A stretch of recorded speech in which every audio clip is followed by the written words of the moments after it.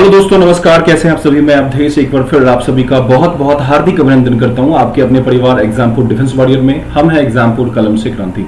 बच्चों, एक बार सारे बच्चे हमारे साथ जुड़ जाएंगे। आज के सेशन में हम लोग बात करने वाले हैं जो पिछली क्लास में कर रहे थे, जो हम नहीं कर पाए, उसकी बात हम लोग करने वाले हैं बच्चों। तो जैसा कि आप सभी को पता होगा, अभी हमारी जो क्लासेज चल रही हैं वो क्लासेज अभी फिलहाल घर से ही लेनी पड़ रही क्लास हमें। तो कोई इशू नहीं है, घर से भी क्लास लेंगे और अच्छे से समझाने की कोशिश भी करेंगे। बस आप लोग जुड़े रहे हमेशा साथ में और क्वेश्चंस प्रॉपर तरीके से करते रहे बच्चे। तो कहीं ना कहीं आपको फायदा होने वाला है और बहुत तगड़ा फायदा होने वाला है, अच्छा फायदा होने वाला है। जैसा कि आप सभी को पता ही होगा कि एग्जाम के डेट्स लगभग सबके आ ही रहे हैं, तो आपके भी एग्जाम के डेट बहुत ज्यादा आ जाने वाले हैं और एग्जाम के डेट के बाद ज्यादा वक्त आपको मिलेगा नहीं तैयारी करने के लिए। तो अभी से तैयारी करनी शुरू कर दीजिए और दमदार अच्छी तैयारी करनी शुरू कर दीजिए, ताकि एग्जाम में आपको इस बार सफलता मिल ही जाए बच्चे। चलिए, तो मैं पिछले 2 दिन से क्लास लेने की कोशिश कर रहा था ये वाला, लेकिन क्लास नहीं हो पा रहा था बच्चे। तो कोई नहीं, आज हम लोग कंटिन्यू कर रहे हैं इस चीज को और आज से इसी तरीके से कंटिन्यू करते रहें क्लासेस को। और जो भी प्रॉब्लम्स आपको होगी, आप मुझे वीडियो खत्म होने के बाद, ये क्लास खत्म होने के बाद कमेंट बॉक्स में जरूर बताना बच्चे, ठीक है। चलिए बच्चे, शुरुआत करते हैं पहले वाले सवाल के साथ। कल मैंने ये सवाल कराया भी था, लेकिन मैं चाहता हूं कि आज फिर से हम एक बार सवाल कर लें, उसके बाद फिर आगे बढ़ेंगे। जैसे इसमें पहला सवाल आप देख रहे होंगे बच्चे, क्या लिखा है। क्वेश्चन है, 6 लड़के ABCD E और F 3-3 के समूह में 2-2 पंक्तियों में एक दूसरे के सामने मुंह करके बैठे हैं। मतलब ये कि 6 लोग हैं, 6 बच्चे हैं जो कि 3-3 के समूह में बैठे हैं 2 पंक्तियों में। मतलब एक ऊपर में पंक्ति होगी, एक नीचे में पंक्ति होगी। 6 लोग हो जाएंगे, बैठ जाएंगे, 3 ऊपर में 3 नीचे में। अब क्या दिया है, मैं इसको ड्रॉ भी कर लेता हूं साथ में। क्या लाइन दिया है बच्चे, समझते हैं एक बारी। तो देखिए जरा सा, देखो बच्चे क्वेश्चन क्या दिया है, B D के ठीक बाएं है। तो D जहां होगा उसके ठीक बाएं में B हो जाएगा ना। तो D के ठीक बाएं में B को अगर ड्रॉ करें, तो जहां मैंने, जैसे मान लो मैंने D को यहां माना,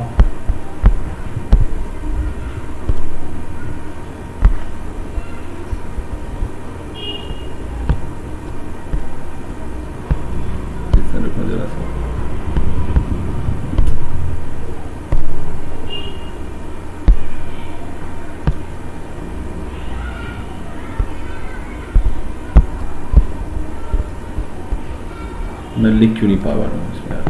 अच्छा, अब समझ में आ गया। चलिए कोई नहीं, ठीक कर रहे थे थोड़ा सा इसको भाई। थोड़ा सा ये नया है ना हमारे लिए, थोड़ी प्रॉब्लम होती है हमारे को इसमें अभी। कोई बात नहीं, इसको ठीक कर लेंगे बच्चे। 1-2 दिन की बात है, 1-2 दिन में यूज टू जब हो जाएंगे तो फिर चीज़ें समझ में आपको अच्छे से आनी शुरू हो जाएंगी। चलिए ओके, तो अभी मैं बताता हूँ इस क्वेश्चन को कैसे करेंगे हम। देखना, जैसे क्वेश्चन क्या दिया है बच्चे, क्वेश्चन दिया है कि B D के ठीक बाई ओर है। तो जहां मैं D को मानूंगा, उस D के ठीक बाई ओर में कौन हो जाएगा, B हो जाएगा ना।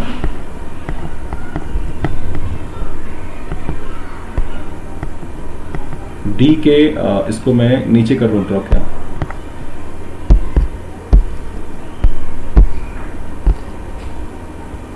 चलो नीचे में जगह बन गया। अब यहां पे कर लेंगे, ज्यादा अच्छे से हो जाएगा बच्चे। ओके, देखिए क्वेश्चन क्या दिया है। क्वेश्चन है कि D B के ठीक बाईं ओर है, B D के ठीक बाईं ओर है। तो जहां D होगा उसके ठीक बाईं ओर तो B हो जाएगा ना। तो मैंने मान लिया कहीं पे किस चीज को, B D के ठीक बाएं है, तो D को मैंने यहां मान लिया। D के ठीक बाएं में क्या आ जाएगा, B आ जाएगा। और क्या दिया है, F C के विकर्णवत खड़ा है, जो कि पंक्ति में एकदम दाहिने सिरे पर है और D के विकर्णवत है। तो D के विकर्णवत ये कब हो सकता है, तो D के विकर्णवत तो तब होगा ना जब ऐसे कर लेंगे हम इस चीज को। तो F C के विपरीत खड़ा है, F को मैंने यहां माना, ये किसके सामने खड़ा है, तो ये C के सामने खड़ा है, F C के सामने खड़ा है। जो D के F C के विपरीत खड़ा है, जो पंक्ति में एकदम दाहिने सिरे पर है और D के विकर्णवत विपरीत है। तो D के विकर्णवत विपरीत मैंने इसको कर दिया। अब क्या दिया है, E किसी सिरे पर स्थित नहीं है और ना ही D के विपरीत खड़ा है। तो E ना तो D के सामने है, मतलब यहां E नहीं हो सकता, और किसी सिरे पर नहीं भी, एंड पे भी नहीं है। तो E आ जाएगा बीच में, और अगर E आएगा यहां तो बचा हुआ एक बंदा कौन है, तो बचा हुआ एक हो जाएगा A। तो क्वेश्चन दिया है, who is opposite to A के सामने कौन है, तो A के सामने आपको दिख जाएगा बच्चे, D हो जाएगा, जो कि ऑप्शन नंबर B में आपको दिख रहा होगा। क्लियर है। आगे बढ़ते हैं नेक्स्ट वाले सवाल पे हम लोग। ये सवाल हमने कर लिया, इस सवाल का आंसर क्या जाएगा बच्चे, इस सवाल का आंसर आ जाएगा D। क्वेश्चन दिया है A के सामने कौन है, तो A के सामने C ऑप्शन में दिया है D, जो हमारा आंसर आ जाएगा। ये सवाल भी मेरे ख्याल से पिछले वाले सेशन में मैंने करा लिया था। एक बार फिर से करके देखिएगा और मुझे बताइएगा जल्दी से इस सवाल का आपके हिसाब से क्या जवाब हो जाएगा बच्चे।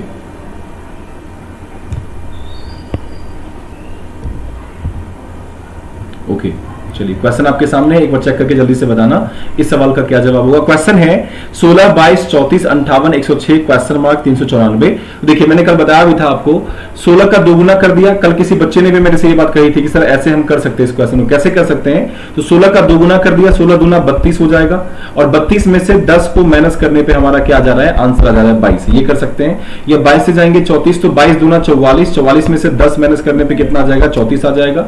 34 दूना 68, 68 में से 10 माइनस करने पे कितना आ जाएगा? 58 आ जाएगा। और 58 को दोगुना करेंगे तो 116 आ जाएगा, और 116 में से अगर 10 माइनस करके कितना आ जाएगा? बताइए 106 आ जाएगा।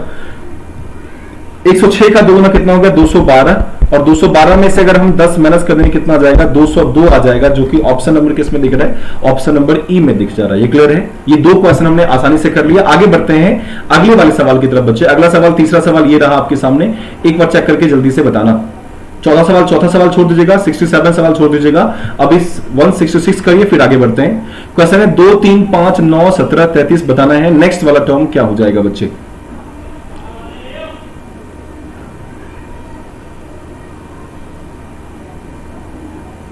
ओके,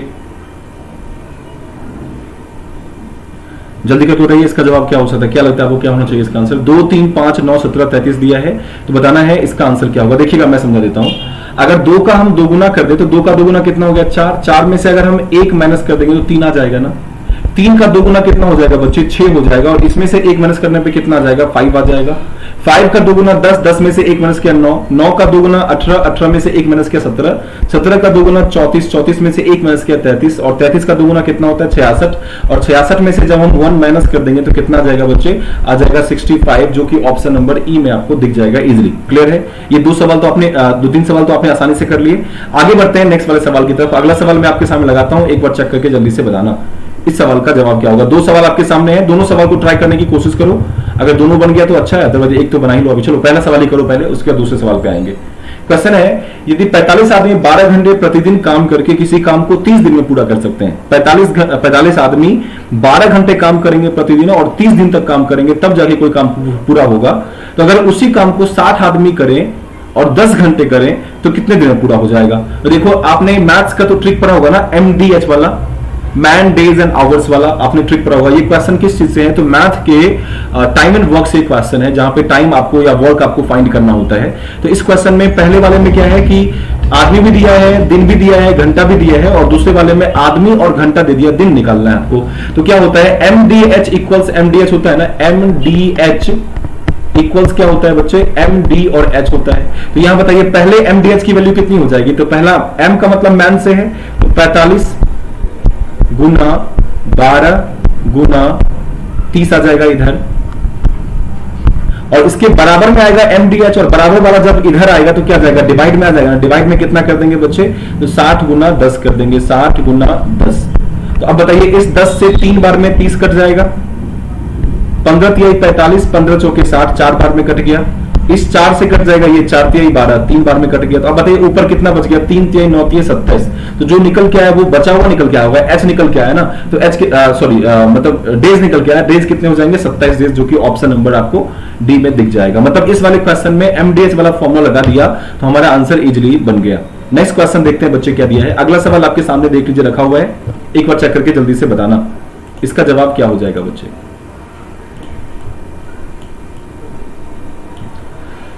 क्वेश्चन क्या दिया है? क्वेश्चन देखते हैं एक बार पढ़ के। क्वेश्चन है कि एक टोकरी में रखे आमों में से 20% खराब है। यदि इस टोकरी में खराब आमों की संख्या 35 है, मतलब 20% की वैल्यू कितनी है बच्चे? 35 है।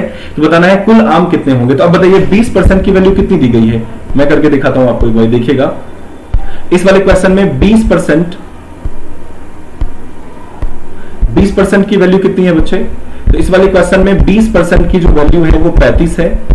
हमें निकालना है कुल आम कितने हैं। तो कुल के लिए कितने से गुना करना पड़ेगा? 5 से गुना करना पड़ेगा ना इसको। 20 पंचे 100, जितने से इसको गुना किया उतने से इसको गुना कर दीजिए। 35 गुने 5 बराबर कितना हो जाएगा?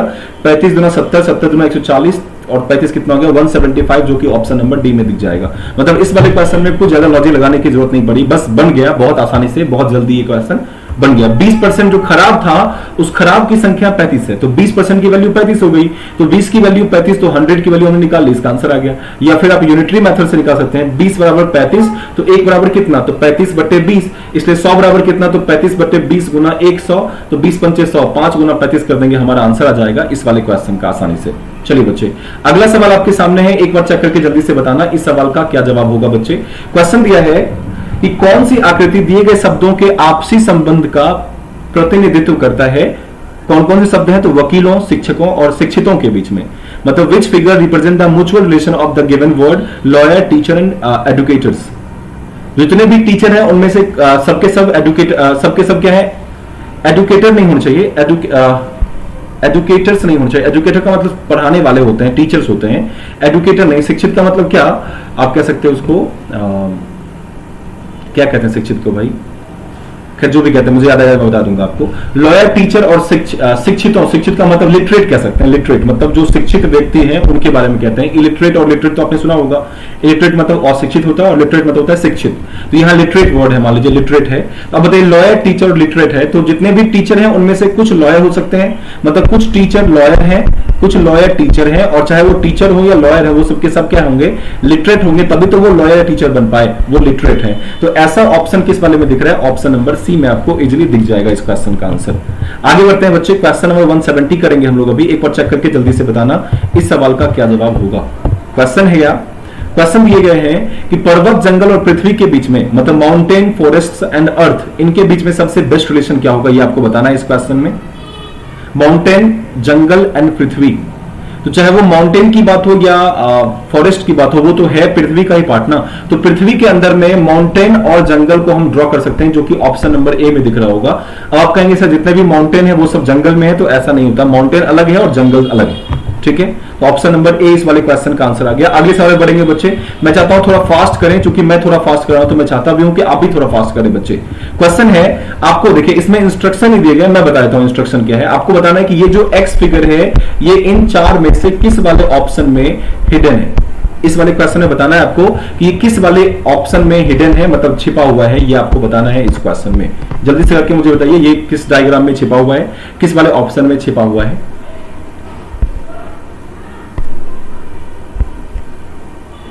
चलिए देखिए बच्चे, ये y लिखा हुआ दिख रहा है ना आपको, ऐसा y दिख रहा है ना, तो ये जो y है आपको यहां दिख जाएगा इस डाइस में। डाइस में तो y होता है, हमें हमेशा से पहले पता है ना। और जब आपने कभी डाइस पढ़ा होगा तो मैंने बताया भी था कि जब हम डाइस ड्रॉ करते हैं तो हम ऐसा ड्रॉ करते हैं, ऐसा कर सकते हैं, फिर ऐसा कर सकते हैं, फिर ऐसा कर सकते हैं, फिर ऐसा, ये करते बताया था ना मैंने आपको। तो इस टाइप का जो डायग्राम है ये कहीं ना कहीं एक डाइस को रिप्रेजेंट करता है। तो ये जो y है ये डाइस में ऑब्वियसली छिपा हुआ है, जो कि ऑप्शन नंबर ए में दिख गया था। चलिए क्वेश्चन नंबर 172, 73 और 74, तीन क्वेश्चन है मेरे सामने, और मैं चाहता हूं तीनों क्वेश्चन को आप एक साथ देखिए। शुरू के दो क्वेश्चन, पहला क्वेश्चन क्या है बच्चे, पहले क्वेश्चन में आपको बताना है कि ये डायग्राम इनमें से किस में छिपा हुआ है, हिडन है, ये बताना है इसमें।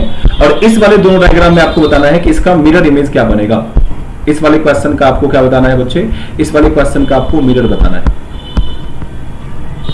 ठीक है।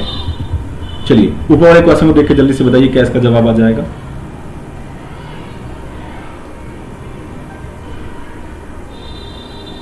ओके चेक करके देखें एक बार, जल्दी करके देखिएगा। 172 नंबर क्वेश्चन को आपको बताना है कि इसका हिडन फिगर कौन सा है। देखिए मैं समझा देता हूं, अगर आप गौर करेंगे तो ऑप्शन नंबर बी को चेक करके देखिए बच्चे। ऑप्शन नंबर बी में आपको ये डायग्राम मिल रहा है ना, ऐसा मिल रहा है डायग्राम, तो ऐसा ही ऑप्शन नंबर एक्स में तो दिख रहा है ना। एक्स वाला जो है वो ऑप्शन डी में हिडन है, इसलिए इसका आंसर ऑप्शन नंबर बी आ जाएगा। 173 वाले क्वेश्चन में बताना है आपको कि इसका मिरर इमेज कैसा बनेगा। इसका जो मिरर इमेज बनेगा, दर्पण प्रतिबिंब बनेगा, वो दर्पण प्रतिबिंब कैसा बनेगा ये आपको इस क्वेश्चन में बताना है बच्चे, जल्दी करके बताइएगा। 173 नंबर क्वेश्चन में आपको बताना है दर्पण प्रतिबिंब क्या बनेगा। और एक बार जल्दी जल्दी से बच्चे सेशन को शेयर कर दीजिएगा ताकि सारे बच्चे क्लास में जुड़े रहें, और मजे में हम लोग क्लास तो कर ही रहे, करते जाएंगे आगे भी। एक बार जल्दी जल्दी से फटाफट से क्वेश्चन करते भी जाइए और शेयर भी करते जाइए। जिनका सबसे पहले आंसर आ जाए सबसे पहले जाके शेयर करिएगा, और जिनका सबसे पहले आंसर सबसे लास्ट में आंसर आएगा वो भी जल्दी से आंसर के बाद शेयर करें, लेकिन आंसर देने के बाद शेयर करें, पहले नहीं। चलिए देखते हैं क्वेश्चन है तारा इन 1014A का बताना है आपको कि इसका मिरर इमेज कैसा बनेगा। तो देखिएगा जब मिरर इमेज निकालेंगे तो बाय डिफॉल्ट क्या होता है कि मिरर जो होता है वो राइट साइड की तरफ प्लेस्ड किया होता है। तो ये एक की तरफ राइट साइड में मिरर को मैंने प्लेस कर दिया। अब जब राइट साइड में मिरर को हम प्लेस करेंगे तो अब देखिएगा ए का मिरर इमेज पहले बनेगा। तो ए का मिरर इमेज तो सब में सेम दिख रहा है, क्योंकि ए का मिरर इमेज एक की तरह ही बनता है, तो ए सब में सेम दिख रहा है, ठीक है।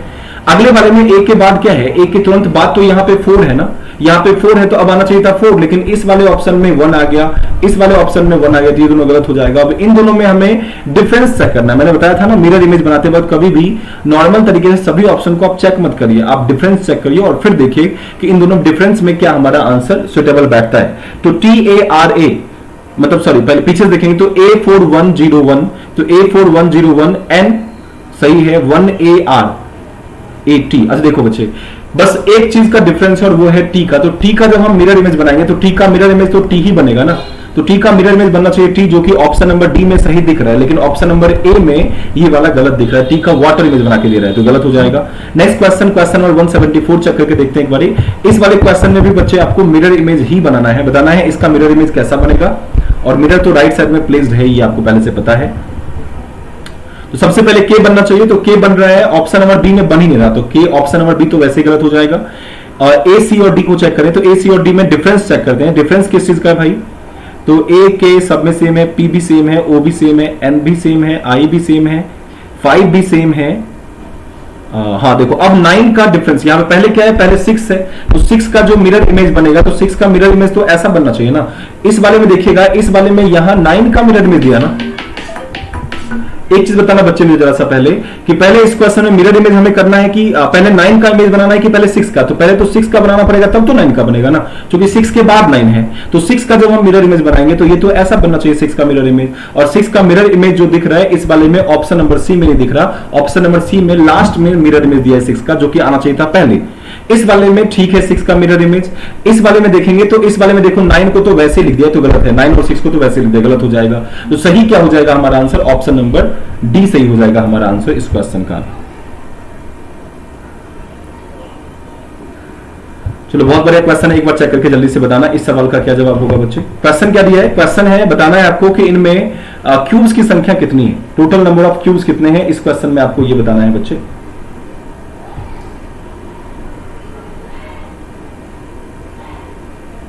चलिए जल्दी चेक करके बताइए क्या इसका आंसर आएगा आपके हिसाब से। ये आसान सवाल होते हैं और ऐसे सवाल आपके एग्जाम में पूछे जा सकते हैं, प्रोबेबल है, तो आप अच्छे से करिए, ट्राई करिए, बनाइए। चलो देखो एक दिन मैंने बताया था ना कि जब भी कभी ऐसे क्वेश्चन आए जिसमें आपको क्यूब्स फाइंड करने, टोटल नंबर ऑफ क्यूब्स कितने हैं, तो इस क्यूब को पलट देना। जैसे अगर मान लीजिए मैं कैसे बताऊं आपको, जैसे ये जो क्यूब दिख रहा है आपको ऐसे दिख रहा है ना, इसको मैं पलट दूंगा अगर, जैसे इसका ये वाला जो सर दिख रहा है आपको, इस सर को मैं नीचे कर दूंगा और इसको ऊपर कर दूंगा, तो आपको नीचे से काउंट करने में सुविधा होगी। अदरवाइज ये क्वेश्चन तो बहुत आसान है। देखना कितने टोटल क्यूब से देखते हैं, तो एक क्यूब आपको यहां दिख रहा होगा, 4 क्यूब ये वाले दिख रहे होंगे, 4 1 5, और एक इसके जस्ट नीचे में यहां इसके बीच में 6 क्यूब्स हो गए ना। कितने हो गए, तो 1 2 3 4 5 6 क्यूब्स हो गए यहां। प्लस नीचे देखते हैं तो 3 क्यूब यहां दिख रहा है, फिर 3 इस वाले में भी होगा और 3 इस वाले में भी, 3 3 6 और 3 यहां, सब मिला कितने हो गए 9, और टोटल कितने क्यूब हो जाएंगे बच्चे, 15 क्यूब हो जाएंगे। देखते हैं किस वाले ऑप्शन में 15 क्यूब दिया हुआ है, तो 15 जो ऑप्शन दिया है ये ऑप्शन नंबर डी में आपको दिख रहा होगा, जो आसानी से हमने कर लिया। क्लियर है। चलिए बच्चे अगला सवाल देखते हैं, क्वेश्चन नंबर 176। और आजकल मैं आपको ये टॉपिक पढ़ा रहा हूं आपके डिफेंस वॉरियर चैनल पे ही, सुबह वाले 12:30 बजे का क्लास में। तो अगर 12:30 बजे वाली क्लास आपने नहीं देखी है तो 12:30 बजे क्लास को जरूर देखिएगा। उस क्लास में मैं यही क्वेश्चंस कल कराने वाला हूं। नेक्स्ट वाले सेशन में हम लोग डाइस के यही क्वेश्चंस कराने वाले हैं, ओपन डाइस को करने वाले हैं, और मेरे ख्याल से मैंने आप ही क्लास में पढ़ा रखा है। तो अगर आपने नहीं पढ़ा तो आप वहां जाके देख सकते हैं, बच्चे पढ़ सकते हैं वहां से। 176 नंबर क्वेश्चन में क्या दिया है, बताना है आपको कि इसमें कौन सा ऑप्शन ऐसा है जो सही है। ए बी सी और डी 4 ऑप्शन में कौन सा ऑप्शन ऐसा है जो सही है, यहां पे 4 ऑप्शन आपको दिख रहे हैं। देखिएगा इस वाले के लिए करना क्या पड़ेगा, सबसे पहले इसे हमें क्या करना पड़ेगा बच्चे, इसमें हमें फाइंड करना पड़ेगा कौन सा लेटर किस लेटर के सामने है। जैसे अगर देखेंगे आप तो एफ के सामने क्या है, एफ के सामने बी, ये हमने पढ़ा है पहले से, इसलिए मैं ज्यादा एलोब्रेट नहीं करूंगा इस चीज को। एफ के सामने बी, सी के सामने क्या है भाई, सी के सामने ई हो जाएगा, सी के सामने ई, और ए के सामने क्या हो जाएगा, तो ए के सामने हो जाएगा आपका डी। अब ये बताइए ए के सामने डी, एफ के सामने बी, सी के सामने ई। अब हम जानते हैं कि सबके सामने कौन कौन से लेटर्स हैं। तो एक बात तो तय है, क्या तय है? तय ये है कि जो आमने सामने वाले लेटर हैं वो हमेशा कभी भी आसपास तो नहीं आने चाहिए। तो इस वाले ऑप्शन में चेक करिए, पहले वाले ऑप्शन में तो एफ और बी साथ, दोनों साथ आ गए ना। तो क्या दोनों कभी साथ आएंगे? क्योंकि हम जानते हैं कि एफ के अपोजिट में बी है, तो अगर एफ ऊपर है तो बी का तो नीचे होना जरूरी था ना। यहां नीचे ना होके ये बगल में है तो गलत हो जाएगा। पहला ऑप्शन क्या हो जाएगा बच्चे? गलत हो जाएगा।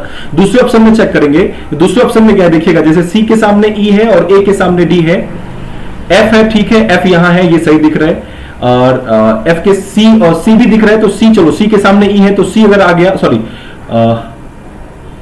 एफ के सामने बी, ई के सामने सी, हाँ देखो ई, एक सेकंड जाओ, एफ के सामने बी है, एफ यहां आ गया, बी नहीं आया, ठीक है, ई के सामने सी है, ई आ गया, सी नहीं आया, ठीक है, डी के सामने ए है, डी आ गया, ए नहीं आया, तो ये भी सही है। मतलब ऑप्शन नंबर देखा जाए बी वाला सही हो जाएगा बच्चे।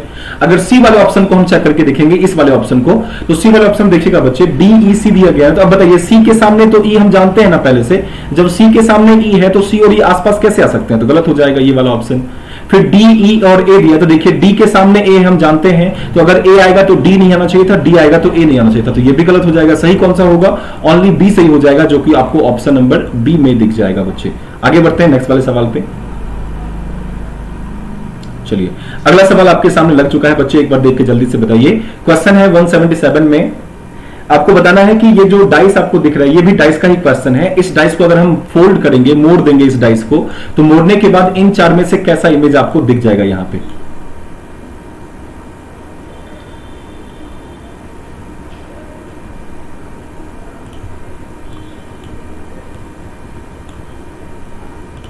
चलिए करके देखें एक बारी।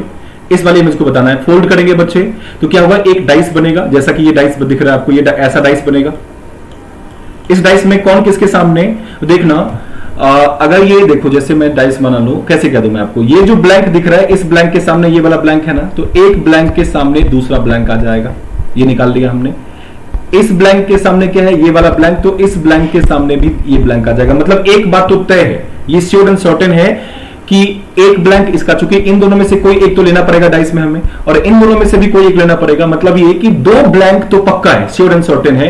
तो दो ब्लैंक किससे में दिख रहा है? क्या इस वाले में दो ब्लैंक दिख रहा है, इस वाले में दो ब्लैंक दिख रहा है, इस वाले में दो ब्लैंक नहीं दिख रहा है, ये गलत हो जाएगा, इस वाले में दो ब्लैंक नहीं दिख रहा है, ये गलत हो जाएगा। तो इन दोनों में अब बी और डी में दोनों आंसर है, कोई एक है, ये हमें चेक करना पड़ेगा, और इसके लिए हमें बस आगे का चेक करना है। तो देखिएगा अगला क्या है कि अब देखो इस ब्लैंक के सामने ये ब्लैंक, इस ब्लैंक के सामने दो ब्लैंक तो हो गया, इसमें भी दो ब्लैंक, इसमें भी दो ब्लैंक है। अब ये बताइए कि अगर हम इन चारों को फोल्ड कर देंगे, इन चारों को एक साथ ऐड कर देंगे, तो चारों को ऐड करने के बाद कैसा आएगा? ऐसा इमेज आ जाएगा ना बच्चे।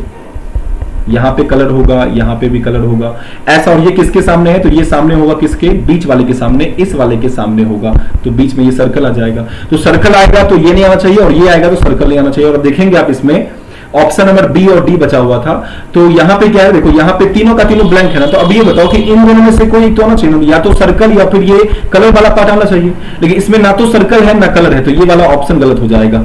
मतलब ये दो, चूंकि दोनों का दोनों ब्लैंक था, जो कि इन दोनों का ब्लैंक था, तो ये सही था, लेकिन इन दोनों में से कोई एक आना चाहिए। तो इन दोनों में से कौन सा, या तो कलर या फिर सर्कल वाला, तो ना तो यहां कलर आया ना सर्कल वाला, इसलिए ऑप्शन नंबर बी गलत हो जाएगा। सही कौन सा हो जाएगा बच्चे? डी हो जाएगा। क्यों? क्योंकि देखिएगा डी में सर्कल आ रहा है, कलर नहीं आ रहा है, ठीक तो है, मतलब ऑप्शन नंबर डी सही हो जाएगा इस सवाल का आंसर। चलिए अगला सवाल एक बार देख के मुझे बताइएगा इस सवाल का क्या आंसर आएगा। क्वेश्चन है, एक सेकंड रुकना जरा सा, इसमें कुछ निम्नलिखित आकृति का अध्ययन करें और इस आकृति के आधार पर दिए गए प्रश्नों के उत्तर दें।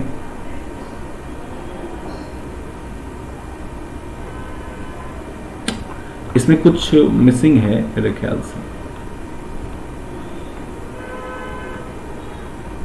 एक बार को मैं देख के बताता हूं इस क्वेश्चन में क्या मिसिंग है, और होगा तो डायग्राम में बना के दिखाऊंगा आपको भी।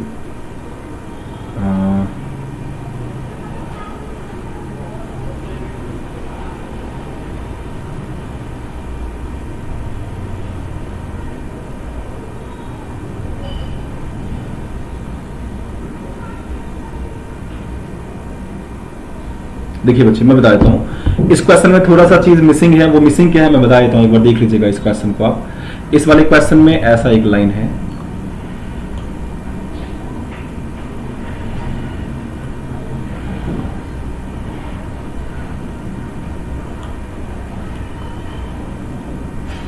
ऐसा है,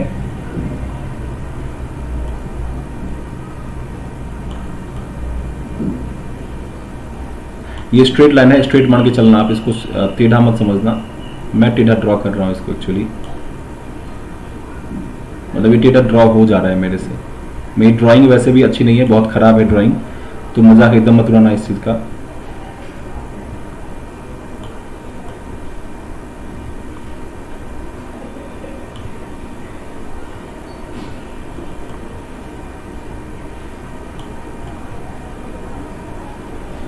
चलिए, क्वेश्चन ये है, आपको बताना है कि आकृति के निर्माण के लिए आवश्यक सीधी रेखाओं की न्यूनतम संख्या कितनी है। मतलब इस वाले क्वेश्चन में आपको बताना है कि स्ट्रेट लाइन कितने हैं, जो स्ट्रेट लाइंस आपको दिख रहे हैं वो स्ट्रेट लाइन कितने हैं, ये इस क्वेश्चन में आपको बताना है। बच्चे जल्दी बताइएगा, मिनिमम स्ट्रेट लाइन कितने हैं ये बताना है। तो देखिए, चेक करके देखिए एक बारी, इस क्वेश्चन में कितने टोटल स्ट्रेट लाइंस हैं वो अगर देखा जाए तो पहला स्ट्रेट लाइन तो ये हो जाएगा ना, ये वाला, ये लाइन स्ट्रेट हो जाएगा पहला। देखो ये जो लाइन है, ये लाइन यहां से लेके यहां तक गया हुआ सीधा लाइन है ये पूरा एक, तो एक लाइन ये हो जाएगा,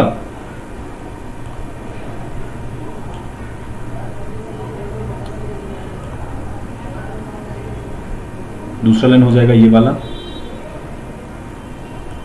तीसरा लाइन हो जाएगा ये वाला पूरा। अरे यार ये तो गड़बड़ हो रहा है, एक काम करते हैं, रुक जाओ जरा सा, मैं कैसे करूं, एक काम करते हैं बच्चे, इस क्वेश्चन को छोड़ना पड़ेगा लगता है मुझे। ये क्वेश्चन याद से अगली वाली क्लास में मैं कराने की कोशिश करूंगा।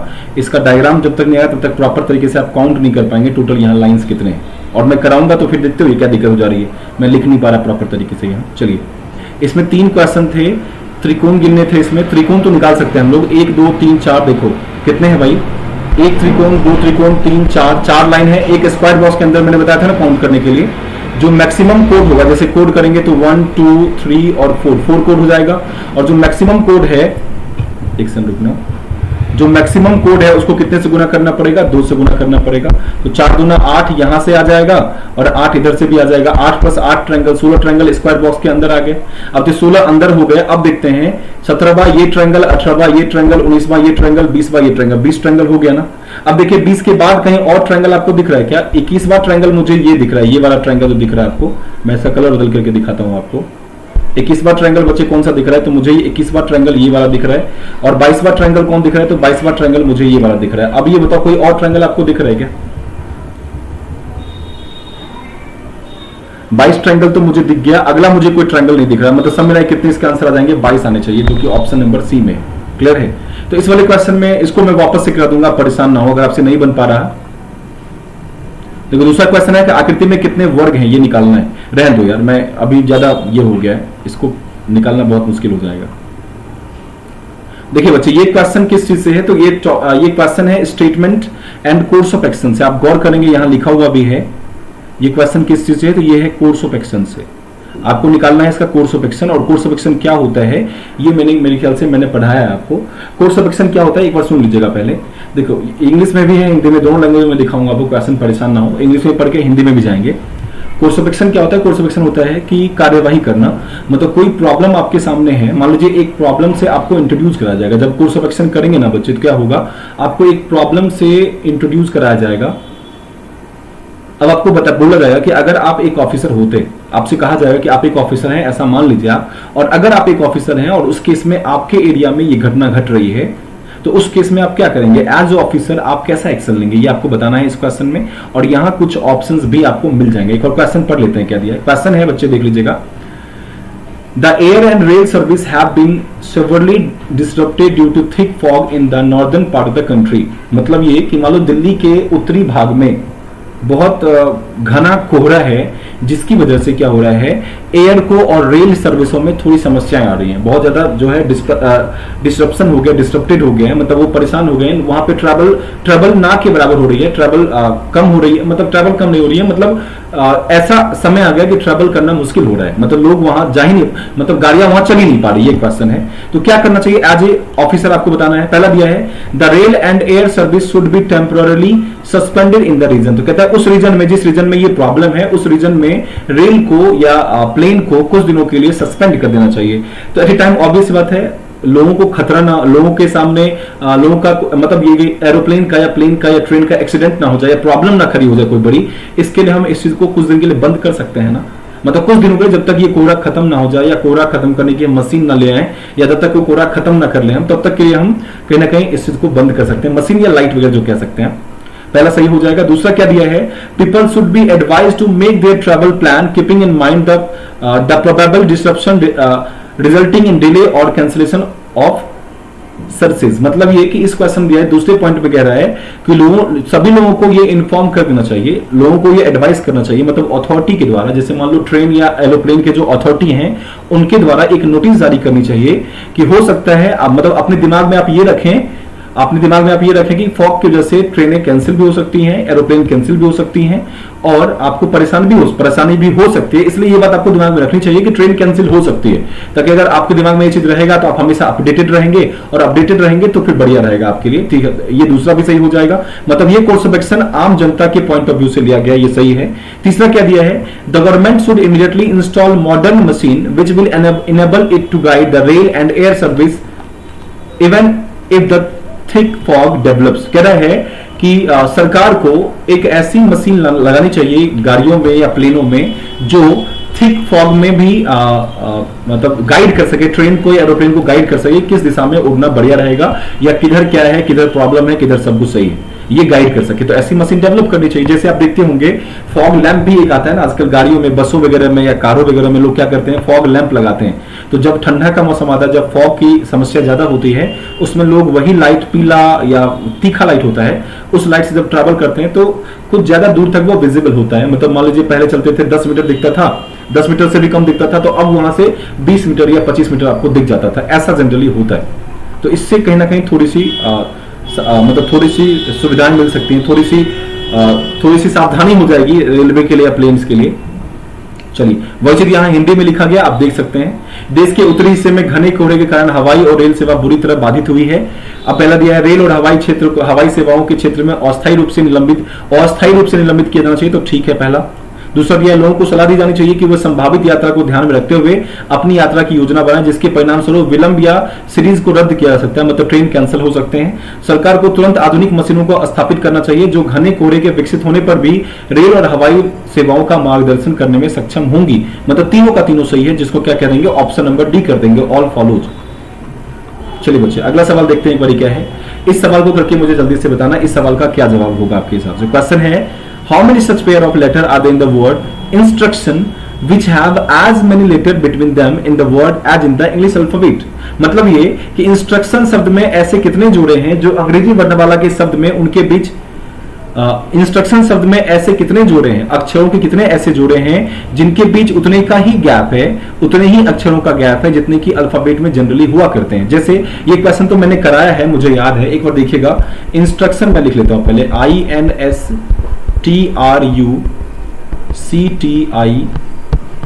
और N। अब देखिएगा, जैसे I से जाएंगे हम पहले आगे, इसका तरीका क्या है बनाने का, इसमें काउंटिंग करना पड़ेगा आपको, करके देखते हैं एक बारी।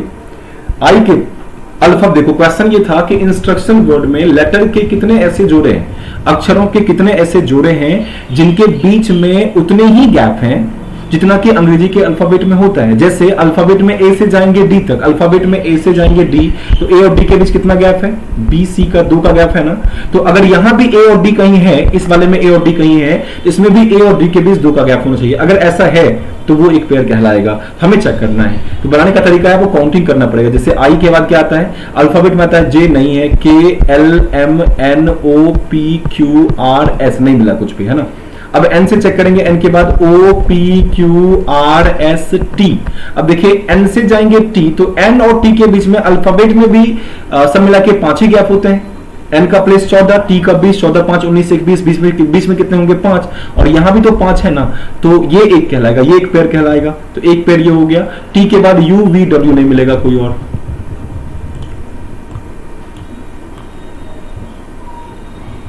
एक बार मैं इसको जरा सा साफ कर देता हूं।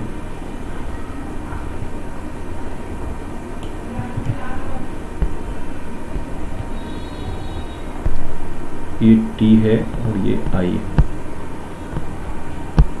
ठीक है, और यहां तो एन था ही, ये एन है और ये एस है, इंस्ट्रक्शन लिखा हुआ है। ठीक है, तो पहला क्या बन गया बच्चे, पहला बन गया एन से हमारा टी का। दूसरा अब आगे चेक करेंगे, एस के बाद टी मिल जाएगा ना, P Q R S T कहते हैं ना, एस टी। फिर टी के बाद U V W X Y Z, कुछ नहीं मिला। अब आर से चलेंगे, एस और टी तो हमने काउंट कर लिया, आर से देखते हैं। आर के बाद S T U V W x, कुछ नहीं मिला। अब देखो आर के बाद, आर से कर लिया, S T U V W नहीं मिला। यू के बाद हम करते हैं, यू के बाद V W X Y Z नहीं मिला। सी के बाद डी ई एफ जी नहीं मिला। आई के बाद जे के एल नहीं मिला, ये टी है। टी के बाद यू वी डब्ल्यू नहीं मिला। आई के बाद जे के नहीं मिला। ओ के बाद नहीं मिला। अब देखिए जब इधर से हो गया, इधर से केवल दो मिला ना, इधर से कितना मिला, एक ये मिला और एक एस टी मिल गया, दो मिल गया ना। अब उल्टा चेक करना पड़ेगा हमें, पीछे से भी चेक करना पड़ेगा। एन के बाद अल्फाबेट में होता भी तो ओ ही है ना, एन के बाद ओ, ओ के बाद P Q R S T U V W x, कुछ नहीं मिला। ओ के बाद एन ओ तो काउंट कर लिया हमने, अब तीसरा काउंट करते हैं आई से, पीछे से काउंट कर रहे हैं हम लोग। आई के बाद J K L M N O P Q नहीं मिला। टी के बाद U V W X Y Z A नहीं मिला। फिर सी के बाद D E F G H I नहीं मिला। फिर यू के बाद V W X Y Z नहीं मिला। आर के बाद एस टी यू वी नहीं मिला। टी के बाद यू वी डब्ल्यू नहीं मिला। एस के बाद टी नहीं मिला। एन के बाद ओ नहीं मिला। मतलब इनमें कहीं भी नहीं है, केवल दो है, तो केवल दो किस वाले ऑप्शन में दिख जाएगा बच्चे हमारे को, तो ऑप्शन नंबर बी में दिख जाएगा। ठीक है, ये क्वेश्चन थोड़ा लेंथी होता है, थोड़ा टाइम लेता ही है क्वेश्चन, परेशान ना होइएगा आप, कोई बात नहीं, कभी कभार टाइम लेता है तो लेने दीजिए, कोई इशू नहीं है। चलिए अगला सवाल करके देखते हैं बच्चे। अगला सवाल आपके स्क्रीन पे लगा दिया है मैंने, एक बार चेक करके देखिएगा। क्वेश्चन है इस एक the word disturbance, the first letter is interchange with the last letter, the second letter is interchange with the last 10th letter and so on, which letter would come after T in the newly formed word. आपको बताना है कि अगर पहले को आखिरी से बदल दिया जाए, दूसरे को 10वें से, 10वां लेटर कौन सा है, 2 2 4 2 6 2 8 2 10, 10वां कौन सा है, सी है। सब मिला के 11 लेटर है यहाँ पे। तो अगर डी को हम किससे बदल दें, ई के साथ, डी को हम बदल देते हैं ई के साथ। डी को हम किससे बदल देंगे बच्चे, डी को हम बदल देंगे ई के साथ। आई को हम किसके साथ बदल देंगे, आई को बदल देंगे हम सी के साथ। एस को बदल देंगे हम किसके साथ, एन के साथ। इस तरह सबको बदल दिया जाए तो क्वेश्चन है टी के बाद क्या आएगा, तो T in the newly formed word, which letter would come after T, T के बाद कौन सा आएगा बताना है। तो देखिए टी कहां जाएगा, तो टी जाएगा किसके साथ, टी जाएगा ए के साथ। तो ए के बाद क्या आ रहा है, टी तो ए से बदल जाएगा ना, एस बदल गया एन से, आई बदल गया सी से, डी बदल गया ई से, तो टी किससे बदलेगा, ए से। तो जब टी जाएगा यहां पे, तो टी के बाद कौन सा लेटर है, टी के बाद एन है, और एन की जगह पे अब कौन आ रहा है, तो एन की जगह पे अब तो आ रहा है एस ना, तो टी के बाद क्या आ जाएगा बच्चे, एस आ जाएगा, जो कि ऑप्शन नंबर किसमें दिख रहा है बच्चे, ऑप्शन नंबर सी में आपको दिख जाएगा। तो इसका आंसर क्या आ जाएगा, ऑप्शन नंबर सी आ जाएगा, जो कि एस दिख रहा है। चलिए बच्चे, तो आज के सेशन में हमने लगभग 20 क्वेश्चन कर लिए। आप एक काम करिएगा, बाकी जितने भी क्वेश्चन हो सके आप करके देखिए, और जो प्रॉब्लम होगी वो हम नेक्स्ट वाली क्लास में डिस्कस करेंगे। ठीक है, आप मुझे कमेंट करके बताना, क्योंकि मैं आपके अभी कमेंट्स नहीं देख पा रहा बच्चे, इसलिए मैंने उस समय से आपके कमेंट्स नहीं पढ़े हैं। कोई दिक्कत वाली बात नहीं, परेशान मत होइएगा, लेकिन मैं आपके कमेंट जरूर देखूंगा जब ये वीडियो ऑफलाइन हो जाएगी। और ऑफलाइन में जब जाके आप मुझे कमेंट करेंगे ना, तो आपकी प्रॉब्लम मुझे समझ आएगी। मैं उस प्रॉब्लम पे नेक्स्ट वाली क्लास में जरूर काम करूंगा, और उन चीजों को, जो समस्याएं होंगी, कुछ भी समस्या अगर है, आपको लग रहा है कि कोई समस्या है, तो उस समस्या को मैं दूर करूंगा। ठीक है बच्चे, तो मिलेंगे हम लोग नेक्स्ट वाली क्लास में। तब तक के लिए आप सभी का बहुत बहुत शुक्रिया, बहुत बहुत धन्यवाद। और इसका पीडीएफ आपको मिल जाएगा, अगर आप टेलीग्राम ग्रुप ज्वाइन कर चुके हैं पीडीएफ का, तो वो कर लीजिए। एग्जामपुर डिफेंस वॉरियर ऑफिशियल के नाम से है टेलीग्राम ग्रुप हमारा। अदरवाइज आप चाहें तो हमारे ऐप पे, तो आप हैं ही, ऐप पे आपको पीडीएफ मिल ही रही होगी। ठीक है बच्चे, मिलते हैं नेक्स्ट वाली क्लास में। तब तक के लिए आप सभी का बहुत बहुत शुक्रिया, बहुत बहुत धन्यवाद। जय हिंद, जय एग्जामपुर, कर दे जय एग्जामपुर।